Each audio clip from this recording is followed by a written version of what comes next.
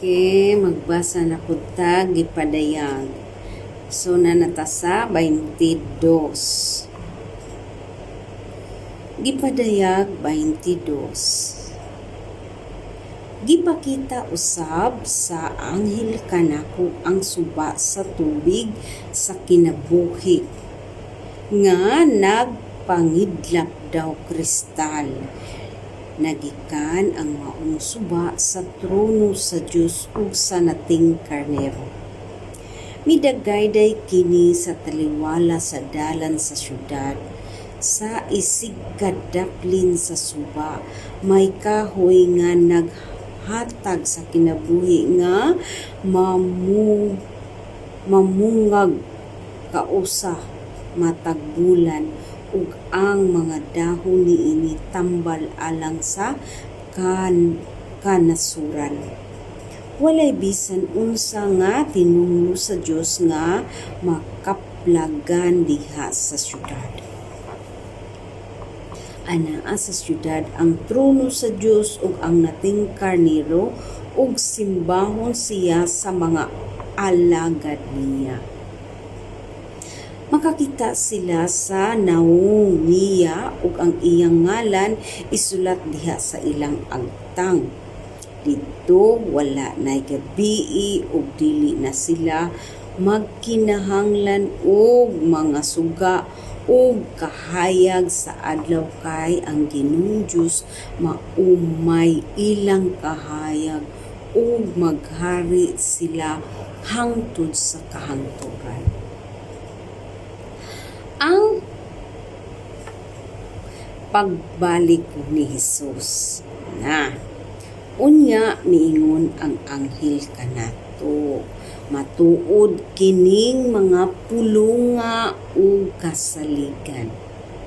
Ang Ginoong Dios nga naghatag sa iyang espiritu ngadto sa mga propeta nagsugo sa iyang anghel aron ipakita ngadto sa iyang mga alagad ang butanga mahitabo sa dili madugay.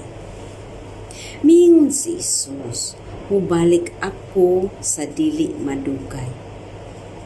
Bulahan kadtong nagamping sa gipanagna diha dinhi ni ining libro. Ako si Juan, nakadungog ug nakakita gayud ni ining mga butanga. Humani ini mihapa ako sa tiilan sa anghel nga nagpakita kanako ni ining mga butanga aron sa pagsimba kaniya. Apan miingon siya kanako, ayaw kana buhata.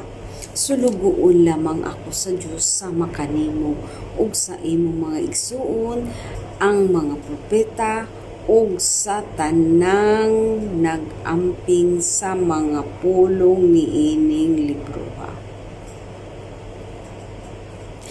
Maoy simbaha ang Dios ug miingon siya kanako, ayaw itago ang mga panagna nga ania niining libro kay duol na ang katumanan niini.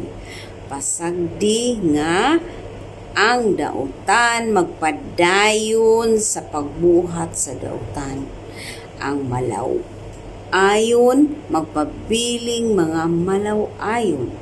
Ang matarong magpabilin pagbuhat sa matarong ug ang balaan magpabilin sa pagkabalaan. Si Jesus mingon, ubalik ako sa dili madugay nga magdalagganti aron ihatag sa tagsa-tagsa sumala sa iyang binuhatan. Ako ang Alpha ug ang Omega, ang una ug ang ulahi, ang sinugdan ug ang katapusan. Bulahan kadtong naglaba sa ilang pisti aron sila hatagan sa katungod sa pagkaon sa bunga sa kahoy nga naghatag sa kinabuhi ug sa pagsulod sa mga ganghaan sa syudad.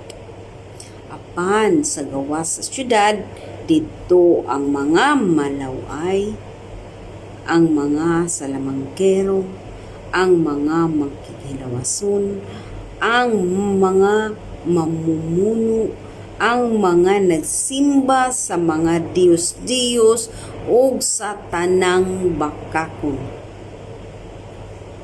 Ako si Jesus. Nagsugo sa akong anghel.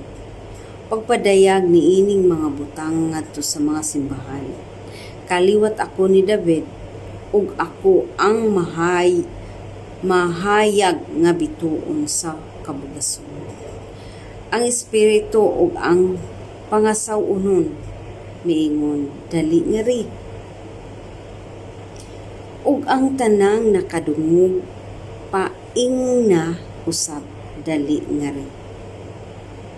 Duol kamo giuhaw ug kadtong may gusto inom sa walay bayad nga tubig nga naghatag sa kinabuhi. Panapos, ako si Juan, nagpasidaan sa tanang nakabati sa mga propesiya nga ania ni ining libroha. Ang magdugang ni ini, dugangan usab sa Dios ang iyang ipahamtang kanila nga mga katalagman nga gihisgutan ni ining libroha ug ang magkuha sa mga panagna nga ania dinhi kuhaon usab sa Dios ang iyang bahin sa kahoy nga naghatag sa kinabuhi ug ang iyang bahin sa balang syudad nga gihisgutan dinhi ni ining libroha. Siya nga maoy nagmando nining tanan, nag-ingon mo balik kayud ako sa dili madugay. Hinaut paunta dali na Ginoong Hesus. Maguban sa tanan ang grasya sa Ginoong Hesus.